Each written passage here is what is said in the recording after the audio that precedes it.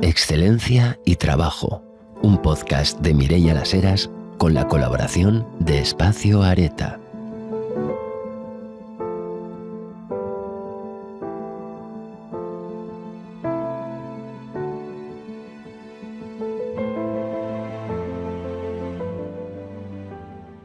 Jacobo, muchísimas gracias por estar hoy aquí en esta conversación, pues para poder aprender y para poder compartir pues de tu experiencia, de las cosas que has ido viviendo, de cómo podemos esto trasladarlo a otras situaciones que todos nosotros enfrentamos cada día. Así que muchísimas gracias por haber venido. Gracias, Mireia, a ti por contar conmigo en tu podcast y en esta conversación. Me hace mucha ilusión tenerla. Qué bien, qué bien. Oye, Jacobo, ya para meternos en materia, ¿no? Bueno, como ves, aquí tengo tu libro, ¿no? Que va por la décima edición y que es un libro que no solo es lo que aprendiste del dolor, ¿no? Sino que es lo que has aprendido de la vida en general, que tiene muchos momentos bonitos y también algunos momentos dolorosos, y en tu caso, pues especialmente, pues porque hay un día de verano que en Londres te despiertas pues porque te duele la espalda, que es algo que nos pasa a todos con cierta frecuencia, que nos duele la espalda, y eso hace que se desencadenen una serie de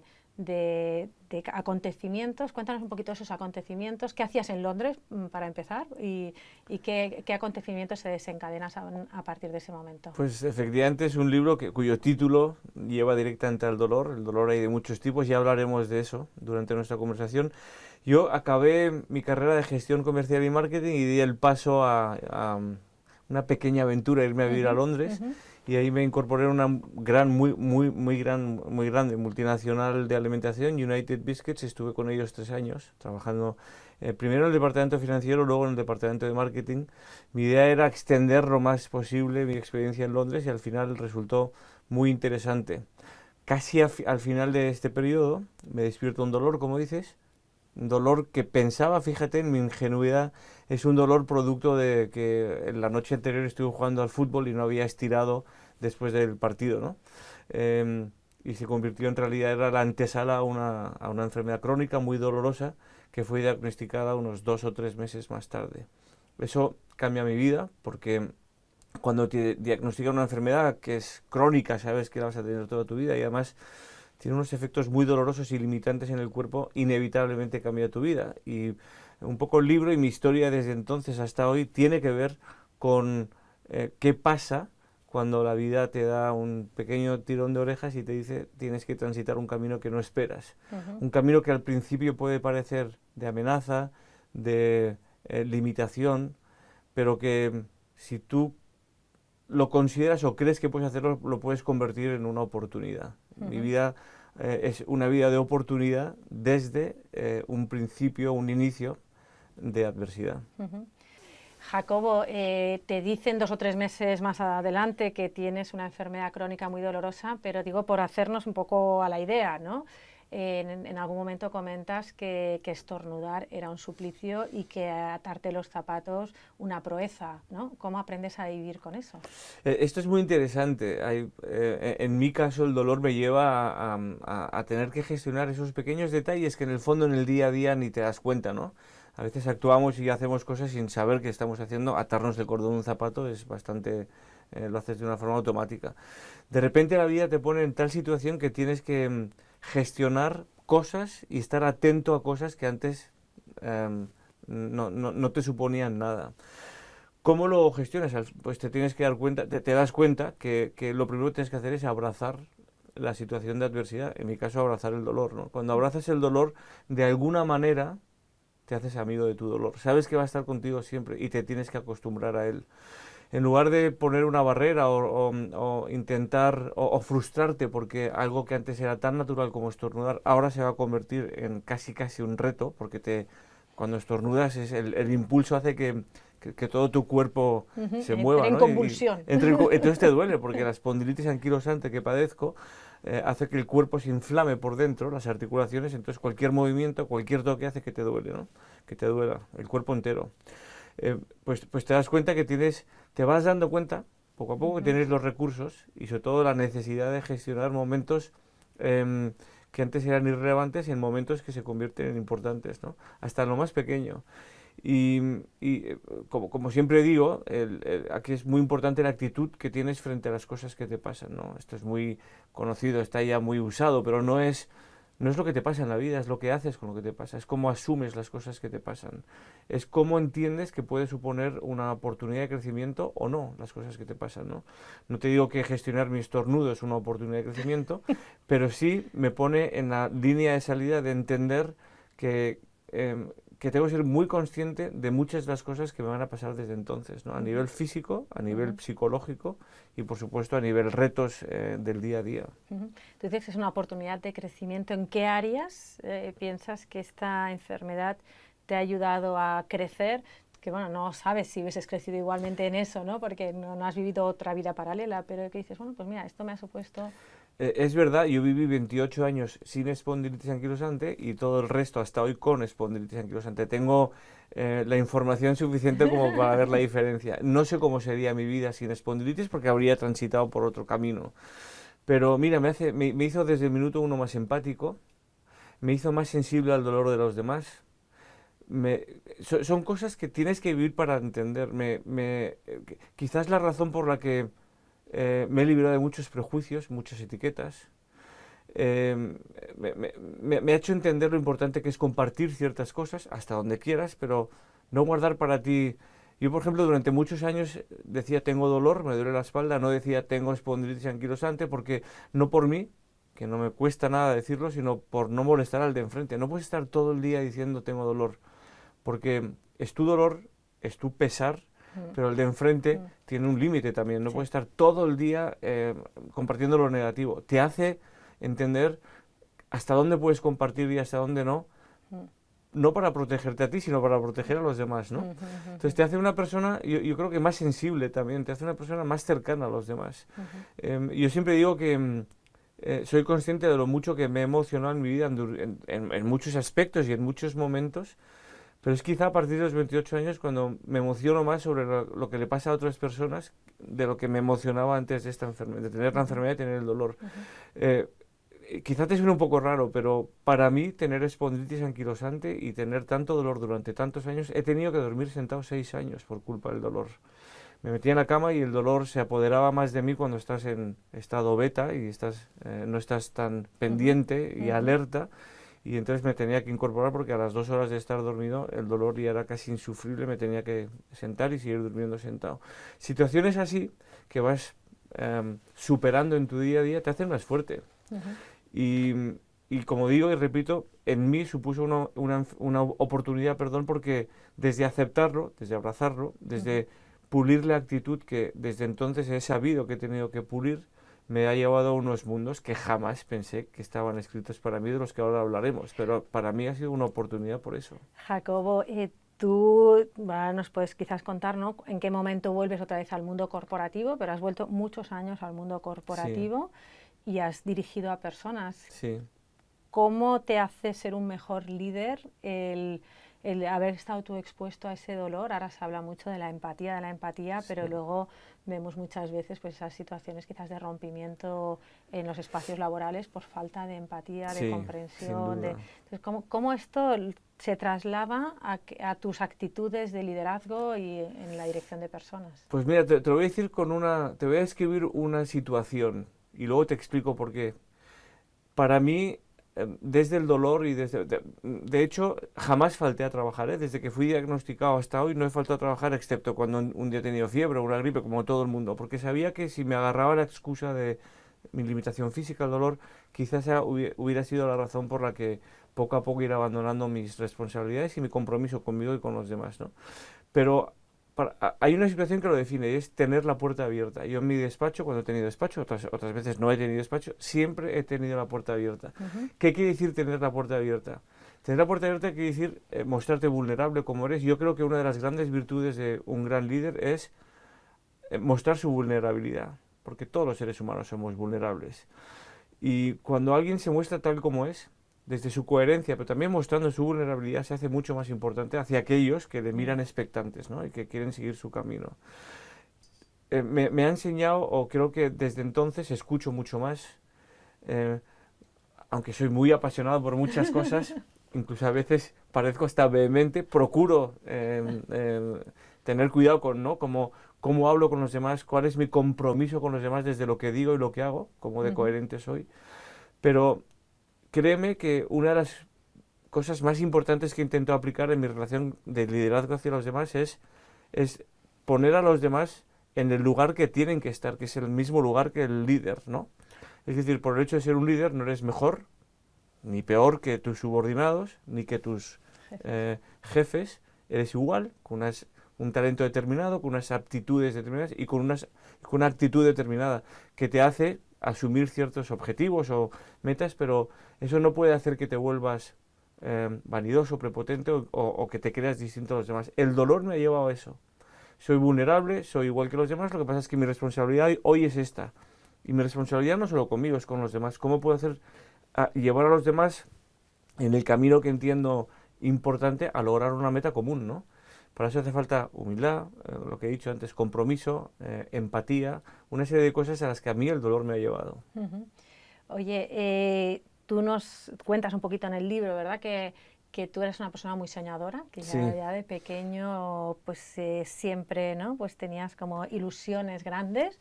Pero sin embargo la enfermedad en un momento dado te lleva a dejar de soñar, ¿no? Porque entiendo que si atarte los zapatos es una dificultad, pues uno tiene que centrarse en vamos a cumplir los mínimos, ¿no?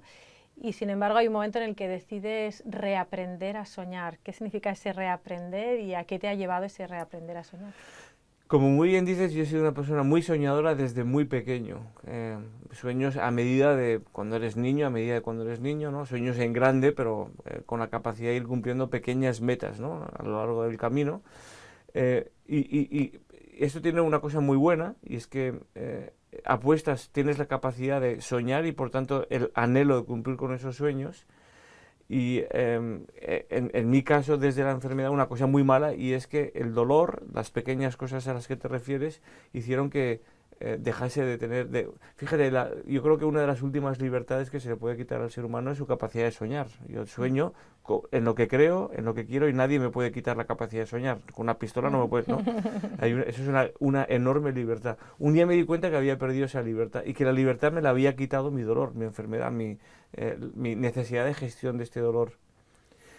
Pero como entiendo la absoluta necesidad, importancia que tiene el proyectarnos en nuestros propios sueños, objetivos, metas, para mí es lo mismo, ¿eh? Desde una reflexión profunda, durante un tiempo, me di cuenta que esos sueños que me ilusionaban, que me hacían sonreír, que me hacían tener una mirada despierta ante el mundo, de repente habían desaparecido. Y fue en un momento muy concreto de mi vida cuando alguien me dijo que igual acababa una silla de ruedas por culpa de esta enfermedad, cuando decidí dar un paso adelante y decir, ahora o nunca, tengo que hacer realidad aquello que me ha perseguido durante muchos años en mi vida, desde mi adolescencia y juventud. Y voluntariamente, racionalmente, decidí dar un paso adelante al cumplimiento con un sueño que es el que me persiguió durante muchos años, que durante un tiempo, insisto, se había esfumado, ¿no?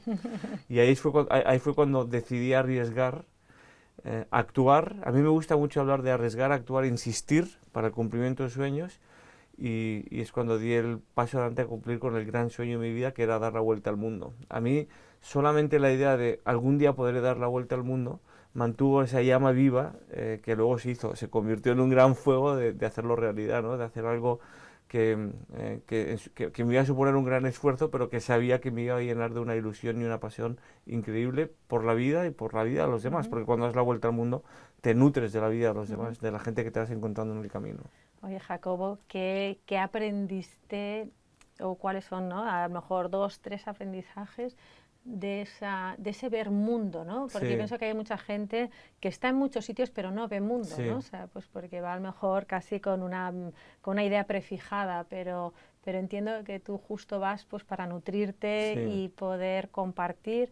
¿Cuáles son esas 2 o 3 cosas que después han ido contigo el resto de tus días? Son muchísimas, a ver si consigo resumirlas. Viajar como viajé yo durante 15 meses por todo el mundo con una mochila y sin volver a casa es un viaje interior. Es verdad que mi pasaporte está lleno de sellos, te puedes imaginar, ¿no? Un pasaporte que estreno el día que salgo y que está, el último sello se pone en el último destino antes de volver a Madrid. Pero es un viaje interior. Es un viaje que te enseña muchísimas cosas. Si me dices 3 o 4, yo diría que en mí cambió el concepto del ser humano, sin entrar en grandes filosofías. Yo salí un poco descreído del ser humano, lo que vemos en los medios de comunicación, lo que vemos incluso en nuestra sociedad, en la calle a veces, de la agresividad, del egoísmo, del individualismo. En el fondo te das cuenta cuando sales al mundo que el mundo está lleno de gente buena. Yo creo que el mundo se sostiene porque hay mucha más gente buena que mala. Gracias a Dios. Gracias a Dios.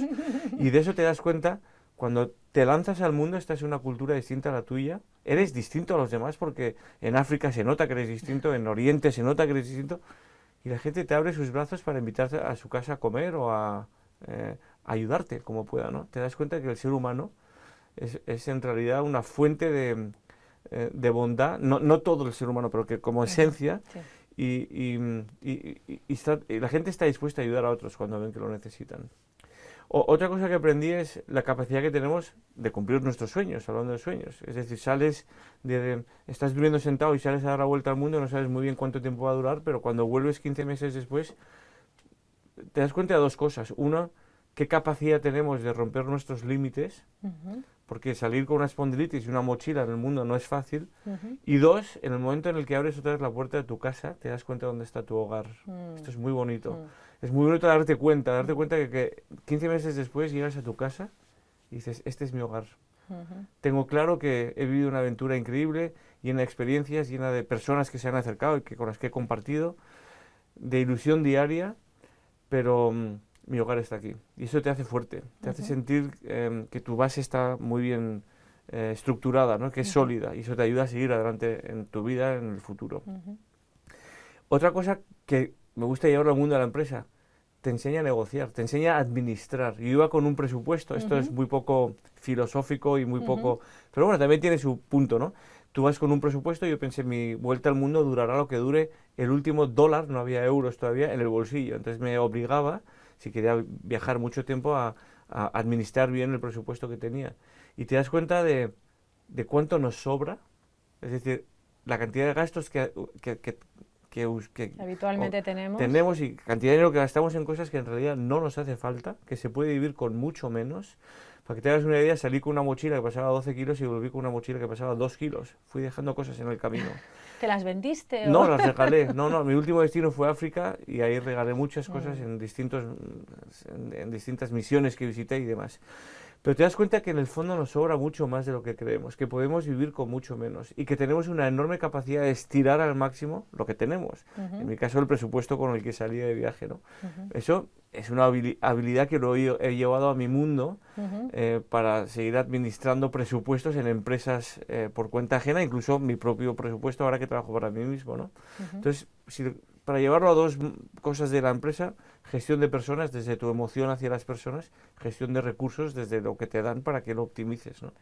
Oye, y ya que habías aprendido a soñar, seguiste soñando y de repente se te ocurre que quieres cruzar el estrecho de Gibraltar a nado, ¿no? Sí. O sea, esto es una locura para cualquier persona, pero más para una persona que tiene una limitación crónica. ¿Por qué ese sueño y qué has aprendido una vez más? O sea, ¿cómo se gesta ese sueño? Pues ese sueño nace casi por impulso. Yo de los 28 a los 40 años no hice un minuto de deporte. Tardaba 10 minutos en salir de la cama, 8 minutos en salir del coche, dormía sentado. Tenía un dolor que, te puedes imaginar que lo último que quería era hacer deporte, poner mi cuerpo más a prueba de lo que ya estaba. Un día a los 40 años, después de una insistencia de un amigo, tienes que nadar, es muy bueno para las articulaciones. Alguien con espondilitis anquilosante tiene que mover sus articulaciones para evitar que se anquilosen. Un día cualquiera, del mes de febrero, en Madrid me voy a una piscina y nado 400 metros. Y eso muy interesante, me mete en el mundo de la natación. Nadar un día sí, 7 no, pero por lo menos poder romper mis barreras mentales. Nunca más vas a hacer deporte, me dije a mí mismo durante 12 años. Ese día me di cuenta que podía nadar 400 metros. metí en la rutina la natación y 4 años más tarde, cuando ya la natación formaba parte de mi vida, de una forma caótica, pero ya formaba parte de mi vida, y además veía que crecía en metros, acabé nadando 1000 metros. Pensé, ¿por qué no construir, por qué no intentar que desde la natación hacer algo grande que pueda suponer una palabra de aliento, si quieres un ejemplo, a mí no me gusta decir que soy un ejemplo, pero una pequeña inspiración a otras personas que tienen su propio dolor físico o mental, ¿no? El dolor no es solo físico. Y después de un comentario de lo más impulsivo de mi hermana, un amigo suyo había cruzado el estrecho de Gibraltar un mes antes. Esto es 4 años después de yo empezar a nadar. Dije, pues si puede él, puedo yo. Es una persona que no es un nadador profesional, de hecho se dedica al mundo de las finanzas, donde hay mucho estrés, pero él saca saca tiempo para entrenar, ¿por qué no lo voy a hacer yo? Y de la noche a la mañana decidí asumir este reto y empezar a nadar 6 horas al día, 2 horas al día, 5 días a la semana, 6.000 metros al día. Pasé de nadar 1000 metros a 6.000 metros, un día cada 7 días a 5 días a la semana. Pero sobre todo porque esto me enseñó que aquí lo que importa de verdad es el compromiso. ¿Cuánto estás dispuesto a dejarte en el camino para cumplir algo, con un reto, que te haga feliz? Y si te comprometes contigo mismo, es muy difícil fallarte si te quieres, si te crees, si te valoras, si crees que tu camino está lleno de excusas que tienes que ir salvando y eres firme en eso. Pero aquí se incluye otro ingrediente todavía mucho más importante, y es el compromiso con los demás. En el camino a los entrenamientos, antes de cruzar el estrecho de Gibraltar, me di cuenta que esto cobraría mucho más valor si se hace para ayudar a otras personas. Desde entonces todos mis retos son solidarios. Ahí encontré ese secreto, esa fórmula. El estrecho de Gibraltar lo compartí con la Fundación Síndrome de Down de Madrid, y todo lo que obtuve de financiación y de patrocinios, y de gente que no me conoce, de gente que sí me conoce. Todo se lo di a esta fundación para que ellos hicieran algo, un proyecto con chicos y con chicas con síndrome de Down. Ese punto de inflexión es casi lo más importante. Ya no estoy comprometido conmigo, con mi dolor, con mi capacidad de superación. Ahora estoy comprometido con otros. Ahora la mirada está puesta en otros. El valor está en los demás y no en mí. A mí me encanta acercarme a las empresas, ir a empresas y decir, tu valor eres tú, pero sobre todo aquello que puedes hacer por los que te acompañan en la consecución de una meta común, ¿no? En este caso, el valor de mi reto ya no estaba solo en un espondilítico que intentaba cruzar el estrecho de Gibraltar, sino en personas con síndrome de Down a quienes puedes ayudar desde tus miedos y tu propia adversidad, ¿no? Esa fórmula hizo que funcionase todo muy bien. Es verdad que tuve que dedicar muchas horas a entrenar. Es un camino en el que aprendí muchas cosas: el esfuerzo, el sacrificio, la pasión por las cosas, la ilusión, el tirarte una vez más al agua, y esto lo puedes llevar fuera del agua, agotado el día anterior. Esto nos pasa a todos, en el ciclo que vivimos, en la rutina, en la velocidad en la que vivimos, en el estrés en el que vivimos. ¿Cómo puedo aguantar un día más una situación determinada en mi empresa, un cliente, un proveedor, pues te toca tirarte al agua ese día, ¿no? A mí esto me lo enseñó, tirarme al agua absolutamente agotado día tras día tras día, para un día intentar hacer realidad este sueño. Cuando te tiras al agua para hacer el estrecho de Gibraltar, después de 18 meses entrenados, 1200 kilómetros entrenados, llega el momento de la verdad, es el momento en el que te pones a prueba. Pero no es en el momento en el que tienes que dudar, el trabajo está hecho, es el momento de disfrutar. Y es en el momento en el que yo nadé, camino a Marruecos, rumbo a Marruecos, pero con una sonrisa durante un sufrimiento de unas horas, porque es un mar muy movido, muchas corrientes, hay mucha fauna. La parte mental tienes que gestionarla muy bien, no te tienes que preocupar porque sabes que hay tiburones debajo, ¿no? A 800 metros, el estrecho es muy hondo. Entonces tienes que aprender a gestionar también la parte más mental, ¿no? Tu tranquilidad, el sosiego, tu paz interior. Todo esto me ha enseñado el deporte. Oye, en algún momento mencionas que estos retos para ti en el fondo son como un juego, ¿no? O sea, Sí. que digas, ¿qué podemos aprender de ese juego para la vida? Porque luego la vida al final también nos presenta muchos retos, ¿no? Es que yo creo que a veces miramos a la vida con demasiado, y te voy a decir esta palabra, a propósito, anquilosamiento. Somos demasiado serios ante la vida. La vida es algo serio, por supuesto. Pero cosas importantes, realmente importantes, que no tengan solución, realmente relevantes en nuestra vida, hay muy pocas. Y a veces nos tomamos demasiado a pecho cosas que no son tan importantes, que si recordamos aquello que nos preocupaba de una forma inmensa hace 20 años, ahora probablemente las tendremos en su sitio y pensaremos, qué tontería, cuánto me preocupaba entonces de algo que en realidad no era tan importante. Esto seguiremos haciéndolo siempre, hasta el día que nos vayamos, ¿no? Entonces, me gusta meter la idea de que la vida hay ciertas cosas de la vida que son un juego. Em, o que hay que asumirlas o afrontarlas como si fueran un juego, con responsabilidad. No te digo de una forma irresponsable, porque a Por veces supuesto. jugamos a cosas y... Bueno, no, con responsabilidad, pero entendiendo que no es tan relevante. Para mí la gestión de mi enfermedad a veces la he tomado como un juego. Me he reído de mí mismo, me he provocado a la hora de hacer algo que a lo mejor pensaba que no podía. Y cuando tienes enfrente un mar inmenso y todo lo que te digo, todos los condicionantes de cruzar el estrecho de Gibraltar, no puedes pensar en la parte más estresante que te lleva a tirarte al agua. Juega con las olas, hay olas que vienen de lado, de vez en cuando vienen de frente, juega, surfea las olas, sonríe para adentro, piensa, adopta la actitud de pensar que lo estás pasando bien y no que es un tormento cada abrazada que das porque vas contracorriente. Si de repente ves que vas avanzando menos, como en la vida, que a veces avanzamos más y a veces menos, plantéatelo como un pequeño reto que te está planteando ese momento, sonríe, ríete, saca adelante tus habilidades, en mi caso es todos los meses de entrenamiento, y aventúrate a hacerlo, ¿no? En ese sentido hablo de cruzar el estrecho de Gibraltar y otros retos que he hecho como un juego, como algo que tiene que ser casi hasta lúdico, y no qué horror, hoy me voy a tirar, qué pasará si, cuál será mi reacción cuando... Y a veces el 95% de las cosas malas que pensamos que nos va a pasar no pasan, ¿no? El otro 5 sí, pero ya tendremos los recursos para gestionarlos. Es un poco eso. No te centres en aquello que puede pasar, que no pasa, sino en disfrutar del momento que estás viviendo. En general los recursos para que cuando eso pase, ¿no?, podamos afrontarlo. Exactamente. Y podamos... Sí. Pero Jacobo, tú atraviesas el estrecho de Gibraltar, pero luego decides que la siguiente vez quieres ir y volver, ¿no? O sea... Sí, hay uno antes que eso. Yo toco el estrecho de Gibraltar, es uno de los momentos más felices de mi vida, porque esto te lo cuento en un minuto, pero estoy 18 meses preparándolo. Y en el camino de esos 18 meses hay muchos momentos de duda. ¿Seré capaz? ¿Tendrá sentido? ¿Valdrá para algo? ¿Estaré perdiendo mi tiempo? Tú para cruzar el estrecho de Gibraltar y dedicar tantos meses de preparación sacrificas muchas cosas. Horas que podrías dedicar a otras cosas, pero que estás dedicando a tu entrenamiento y a hacer benéfico, solidario tu reto. Es un camino lleno de regalos, pero también de mucha responsabilidad y a veces de preocupaciones, ¿no? Tocas el estrecho de Gibraltar, eres inmensamente feliz, porque es el minuto en el que dices todo ha tenido sentido. Repito, por los chicos con síndrome de Down, por supuesto, pero también desde tu esfuerzo. Vuelves a Madrid, sabes, te das cuenta que el límite lo pones tú. Nosotros tenemos la capacidad de poner nuestro límite más allá de donde está. Esto lo digo a todos los seres humanos, porque normalmente, a menos que nos hayamos puesto a prueba en algún momento de nuestra vida, nuestro límite siempre está más allá de lo que pensamos, siempre. Esto lo certifico yo.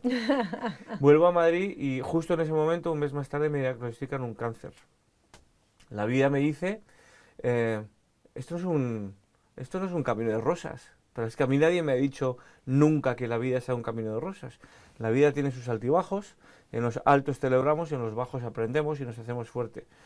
Y ahí, desde la gestión del tumor, no me quiero extender en esto, es donde nace la idea de, una vez que esté recuperado el tumor, hacer un reto que tenga que ver con la parte solidaria tenga que ver con niños con cáncer y si la vida me lo pone difícil, yo intentaré hacer un reto más difícil todavía que el estrecho de Gibraltar. Y por eso me preparé para cruzar el canal de Menorca. Fui la novena persona en cruzar los 40 kilómetros que separan Mallorca y Menorca. Un año de entrenamiento. Esta vez tuve la suerte de que 2 nadadores se sumaran al reto, trabajo en equipo, con todo lo que se supone. Y entre los 3 y mucha más gente que se fue uniendo de forma solidaria, pudimos levantar una beca de investigación que se ha desarrollado durante 2 años en el Hospital de la Paz para para intentar curar la leucemia infantil. Me gusta mucho referirme a esto porque la vida te lo pone más difícil todavía, tú intentas hacer algo que te haga saber o ver o creer que te puedes superar todavía un poco más. Pero el sentido no está solo en eso, el sentido real está en cómo de útil puedes hacer o cómo de útil puedes convertir tu adversidad, tus miedos, tu transformación, tu cambio en ayudar a otros, en este caso a niños con cáncer y a sus familias, ¿no? Todo este camino de dolor, de limitación, si lo aderezas con que tu dolor sea útil para otros, lo conviertes en una oportunidad, que es lo que me ha pasado a mí, ¿no? Mucho de esto lo he aprendido en mi mundo de las multinacionales, o sea, cómo se genera, cómo se crea, cómo se lleva a cabo un reto, no me lo he inventado, he hecho copy-paste casi con lo que he aprendido en los 25 años que he trabajado para empresas. Tú lo que aprendes en las multinacionales lo llevas a la vida, pero lo que has aprendido en la vida lo has llevado a la multinacional, ¿no? O sea, que ahí hay como un feedback positivo, un círculo, digamos, virtuoso que realmente ha sido... Es un poco así, no son departamentos estancos, tú eres uno. ¿Cuánto has aprendido de uno, cuánto has aprendido de otro para mostrar tu mejor versión, quizá la más útil o la más productiva, desde hacer converger tus dos mundos, ¿no? Tengo la suerte de poderlo hacer. Después del canal de Menorca, para responder a tu pregunta, intentamos los mismos 3 nadadores hacer el estrecho ida y vuelta. Mismo objetivo, levantar una beca de investigación para la Fundación 1 entre 100.000 en su lucha por acabar con la leucemia infantil. Y el estrecho era ida y vuelta. Fíjate que conseguimos la ida, es decir, para mí mi segundo estrecho, pero no la vuelta. Pero sí conseguimos levantar la segunda beca de investigación, esta vez para el Hospital San Juan de Dios en Barcelona. La no consecución de la vuelta fue muy interesante, fue muy frustrante. En el momento en que no consigues, te subes al barco de apoyo y te devuelve a Tarifa al barco de apoyo, sabiendo que algo que te ha costado un año entero entrenar, dar cuerpo, preparar, no lo has conseguido. ¿Hubo circunstancias externas que se sumaron a esto o porque en aquel momento...? Pero si me empiezo a referir a circunstancias externas, buscaría excusas. No hay excusa. No era el momento de hacerlo, no lo hice. El equipo no estaba tan engrasado como el reto anterior, el año anterior. Estábamos en general los 3 nadadores más cansados. Ten en cuenta que es un año más de entrenamiento por encima del ya... Cada uno llevó al agua en ese momento sus preocupaciones más personales, cambio de trabajo, el nacimiento, preocupación y alegría, pero responsabilidades, el nacimiento de un hijo. Bueno, hubo ciertos ingredientes que son muy interesantes profundizar, porque son los que hacen que el equipo esté consolidado, engrasado, o no sea un equipo tan fuerte como para conseguir una meta de este tipo, ¿no? Esto también me gusta llevarlo al mundo de las organizaciones, ¿no? Lo importante que es el trabajo en equipo y cómo engrasar bien a un equipo. El caso es que yo no busqué excusas desde no conseguirlo. Es más, gracias a no conseguirlo aprendí mucho sobre cómo gestionas un fracaso. ¿Y cómo lo gestionas? Danos alguna clave, porque esto todos nos enfrentamos, no diría en algún momento de la vida, sino en muchos momentos de la vida. Hay muchas claves. Hay una clave que es esencial, que es la humildad. Si eres humilde ante tu fracaso, sabes, automáticamente identificas o reconoces que has hecho algo mal. Algo mal hecho yo para no cruzar el estrecho ida y vuelta. O entreno menos de la cuenta, o mi capacidad mental no estaba a la altura. Es verdad que juegas con imponderables. De repente hay menos visibilidad, más corrientes. Pero eso ya lo sabes, porque ya has hecho otros retos en el mar. Quiero decir, ya sabes nadar con aguas, ¿no?, turbulentas, de alguna manera. Sí. Entonces, para eso estás preparado. Si no lo consigues, algo no has gestionado sobre ti que tendrías que gestionar. Pero si eres humilde, empiezas a identificar, pues he hecho esto que no estaba tan bien como pensaba, a lo mejor a esto no he tenido, no he observado esta circunstancia que tenía que haberla observado en más detalle y con más responsabilidad, muchas cosas. Pero sobre todo, aprendes que gracias a Dios no conseguimos todo lo que nos planteamos en la vida y que es un regalo no conseguir. A mí, desde entonces he creado todo un seminario sobre gestión del fracaso, que es lo que me llevó al mundo de la docencia, donde ahora también estoy. Y en este seminario comparto muchas cosas sobre qué oportunidad tenemos cuando fracasamos. En realidad el fracaso no existe, no me quiero meter en esto, pero solo eres fracasado cuando piensas que eres fracasado y dices, no lo intento una vez más, ¿no? Fracasa solo el que tira la toalla. Pero, por contra, cuando erras o cuando no consigues, cuando hierras, y cuando no consigues algo importante en tu vida, te das cuenta de la lección que hay detrás.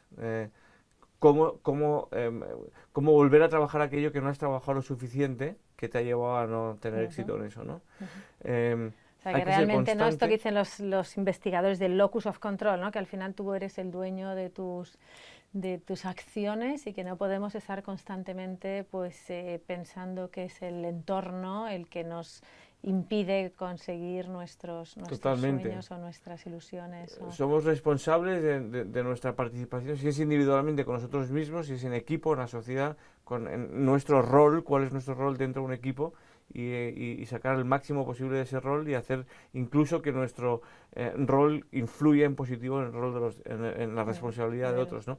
Pero yo jamás, fíjate, desde el primer día que me diagnosticaron la enfermedad hasta las veces que he conseguido mis retos y los que no he conseguido mis retos, jamás he pedido explicaciones a nadie, nunca jamás. He dicho, este es mi camino, me toca a mí gestionarlo, no solo, acompañado, pero ¿por qué echar balones fuera y la culpa a los demás? En realidad esto no es cuestión de culpa, es cuestión de pulir aquello que no has hecho bien y tienes la oportunidad de volver a hacer en el futuro, ¿no?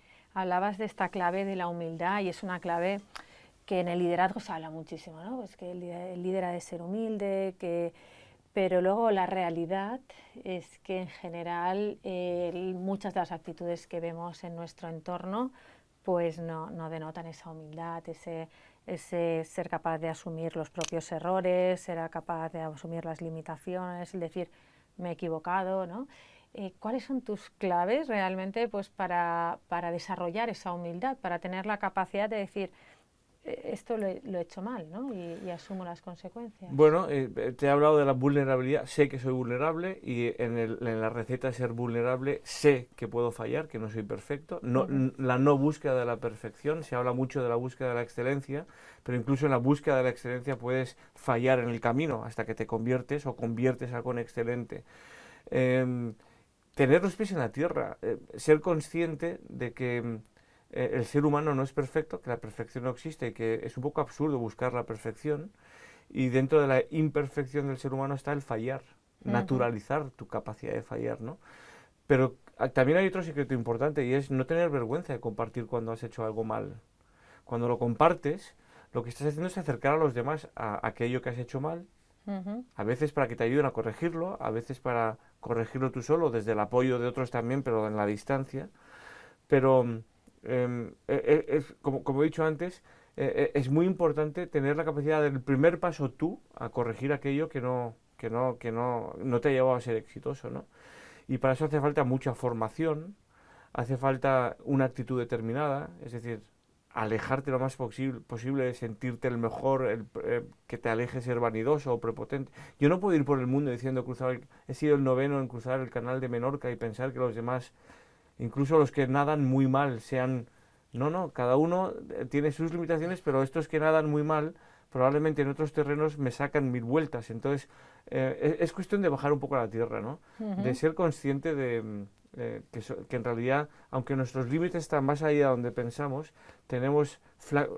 flaqueamos por muchos sitios, ¿no? Y a veces esos momentos de flaqueza son los que nos llevan a no conseguir un gran reto. Lo importante es identificarlo y poner lo que hay que poner para corregirlo, en lugar de intentar alejarnos por miedo. Muchas veces el no compartir un error o un fracaso es producto de nuestro miedo, cómo nos van a mirar, cómo nos van a juzgar, cómo nos van a señalar. Otra parte importante a la hora de gestionar tus fracasos es no ser rehén de lo que los demás piensan, ¿no? Muchas veces no empezamos o dejamos de hacer cosas importantes en nuestras vidas por nuestro diálogo interior negativo, y a ese diálogo interior negativo nos llega la pregunta: ¿qué pensarán de mí si voy a fallar?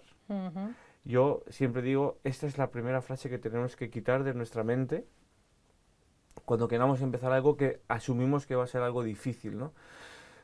No ser tanto rehenes de lo que piensan los demás de nosotros al fallar, sino de qué pensamos de nosotros mismos en cuanto a nuestras posibilidades de conseguir algo grande. Hace un ratito te has referido a que en un momento dado alguien te habla, oye, quizás en el futuro tengas que ir en silla de ruedas, y por lo tanto es una espada de Damocles que tienes encima de tu cabeza, pero todos tenemos espadas de Damocles, ¿no? Sí. Pues porque a todos pues puedes ir cualquier día al doctor, o puedes ir y te dice que tienes una enfermedad o lo que sea, Sí. ¿no? O pasas por la calle y te cae una maceta en la cabeza, es que da igual. ¿no? Porque es verdad que vivimos en un entorno en el que decimos, Sí. es que vivimos en un entorno muy inestable, muy inseguro, tanto social, económica, políticamente, incluso tecnológicamente, muchísimo. ¿Cómo vivir con esa incertidumbre y que no nos aplaste, sino que la convirtamos en, bueno, pues vamos a convivir con ello y a sacar lo mejor de esa situación? Sabes que eres humano, sabes que no eres perfecto, tu pasado, o sea, tu experiencia y la experiencia de muchas generaciones atrás te demuestran, te enseñan eh, que hay muchos momentos en la vida en que nos van a pasar cosas que no nos gustan, pero aquí hay algo fundamental que es pulir tu actitud. Yo creo que mucho en la vida depende con qué actitud nos movemos por la vida. El, em, bueno, fíjate, Viktor Frankl en su libro El hombre en busca de sentido, que para mí es uno de mis libros de cabecera, dice, la última de las circunstancias, la última de las libertades que se le puede arrebatar al ser humano es la actitud con la que asume el gestionar las circunstancias hasta las más adversas, ¿no? Si cuando eres consciente de eso, cuando eres consciente de que te van a pasar muchas cosas, tú no controlas, no tenemos la bola de cristal. Vivimos inmersos en la incertidumbre desde el día en el que hemos nacido y nadie nos ha enseñado esto. Yo no sé lo que va a pasar el próximo minuto, pero es que no lo he sabido nunca, desde que tenía un mes o días. Y va a ser igual el resto de mi vida. Si partes de esa base, ¿sabes? Y aprendes a gestionar tu incertidumbre aceptando aquello, sabiendo que vas a tener que aceptar aquello que te va a venir, a veces te va a coger por sorpresa. Entonces empiezas a estar preparado para ello, ¿no? Si sabes que tienes que pulir tu actitud frente a las cosas malas y buenas que te van a pasar, pero introduces en tu vida una palabra que es fundamental, que es la aceptación, tu vida cambia. Normalmente cuando nos pasa algo que no nos gusta, o cuando vivimos inmersos en el miedo por la incertidumbre de lo que va a pasar, nuestra mente pasa por distintos estadios, ¿no? Negación, esto es muy de coach y muy de cómo atravesar un duelo. Negación, tristeza, frustración, pero llega un momento en el que cuando aceptas todo esto cambia y se convierte en una oportunidad. Pues la vida es exactamente igual. A mí me dan miedo cosas que me vayan a pasar en el futuro, sí, pero me dan miedo sobre todo cosas que le vayan a pasar a seres queridos, mucho más que a mí. Porque yo estoy en control, creo que estoy en control de la reacción que pueda tener ante cualquier cosa que me pueda pasar personalmente. Si tengo las herramientas para solucionarlo, las usaré. Si no las tengo, tendré que aprenderlas o ocuparme de que otros me ayuden, ¿no? Es un poco eso, saber que la vida es incierta y que cuanto más formado estés, cuanto más pulida tengas tu actitud, cuanto más seguro estés de que en la vida sí o sí te van a pasar cosas malas, más preparado estarás para afrontarlas en el futuro. Asumirlas, no digo con una sonrisa como si fuera un juego, que es lo que hemos hablado antes, pero con la necesidad de tener que aceptar cosas que no nos gustan. Yo cuando hablo de dolor, hay muchas personas que me dicen dolor, lo llevas al dolor físico, ni mucho menos. Para mí el dolor es dolor emocional, dolor por la pérdida de un ser querido, dolor por una crisis, porque me han hecho de mi trabajo. Hay muchos tipos de dolor que en realidad es la manifestación de esa incertidumbre de la que somos rehenes durante muchos momentos en nuestra vida. Y te das cuenta cuando te toca gestionar eso, que tienes más habilidades de las que pensabas para gestionar eso, que tienes más herramientas de las que pensabas para gestionar eso. Es más, yo me di cuenta cuando me diagnosticaron un tumor, antes del tumor jamás pensaría que podría haber gestionado un tumor como lo hice. Una vez fui diagnosticado, me di cuenta que tenía las habilidades para gestionar como pude ese tumor, desde luego acompañado de muchas personas, ¿no?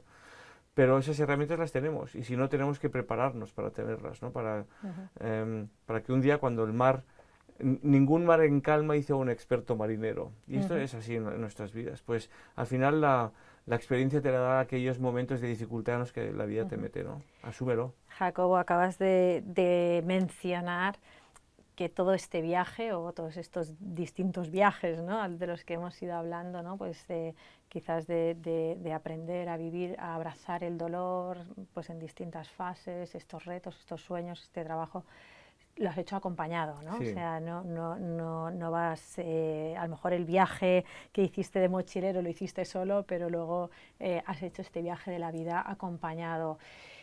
Cuéntanos qué papel juega en tu vida la familia, o también es verdad que por otra parte nunca has querido formar parte quizás de ese network de personas que comparten tu misma enfermedad, pero sin embargo siempre has estado acompañado, ¿no? ¿Qué importancia tiene esto en toda tu vida? Total. total, prioritaria. Es verdad que yo no he formado parte de asociaciones de gente con espondilitis, pero me he acercado a todas las que me han llamado para poder, desde mi caso, desde mi experiencia, motivar, ¿no? Y tengo la gran suerte de que recibo mensajes de vuelta de gente con espondilitis, incluso otras enfermedades, con comentarios muy motivadores e incluso muy emocionantes. Para eso sirve tener espondilitis, para poder ayudar a otros que también la tienen y están en el momento de debilidad, de incerteza, de miedo, ¿no? Entonces, para mí, acompañar a estas personas, incluso verme acompañado de estas personas, no desde una organización, sino como personas, es fundamental. Pero aquí hay un escalón todavía más importante, que es mi familia, mis amigos, mi entorno más próximo.